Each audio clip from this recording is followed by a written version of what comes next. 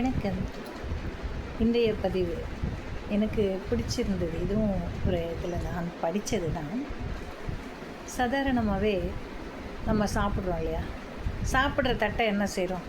சாப்பாடு இருக்கிற வரைக்கும் அந்த தட்டுக்கு மதிப்பு ஜாஸ்தி. ஏன்னா உட்காந்து நம்ம சாப்பிட போகிறோம். சாப்பிட்ட பிறகு அந்த தட்டை என்ன சொல்லுவாங்க? எச்சத்தட்டுன்னு சொல்லுவாங்க இல்லையா? அழுக்கு எச்சத்தட்டு. அதனால் அது தூக்கி வாஷ் பண்ண போட்டுருவாங்க. அதுக்கப்புறம் மதிப்பு கிடையாது, சாப்பிட்றப்ப தான் மதிப்பு. அதுபோல தான் நமது வாழ்வு.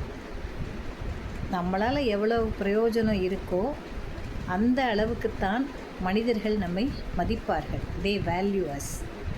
உங்களுடைய பயன்பாடு முடிந்து விட்டது, உன்னுடைய தேவை அவர்களுக்கு இல்லை என்றால் எச்சத்தட்டு மாதிரி வெளியில் தூக்கி வச்சுருவாங்க.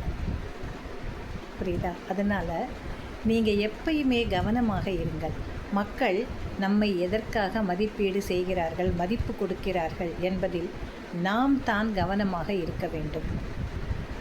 எப்பயும் நம்மளால் பிரயோஜனமே தான் நடக்கணும் அப்படின்னு எதிர்பார்த்தால் அது நடக்காது அப்படிங்கிறது நமக்கும் தெரியும் இல்லையா? ஆனால் அதுக்காக மட்டுமே மதித்து நம்மை கொண்டாடுபவர்களிடத்தில் நாம் எச்சரிக்கையோடு இருக்க வேண்டும். இதுதான் இன்றைய செய்தியாக நான் உங்களோடு சொல்ல இருக்கும் செய்தியாகும். நன்றி. நாளை மீண்டும் அடுத்த பதிவில் நாம் சந்திக்கலாம்.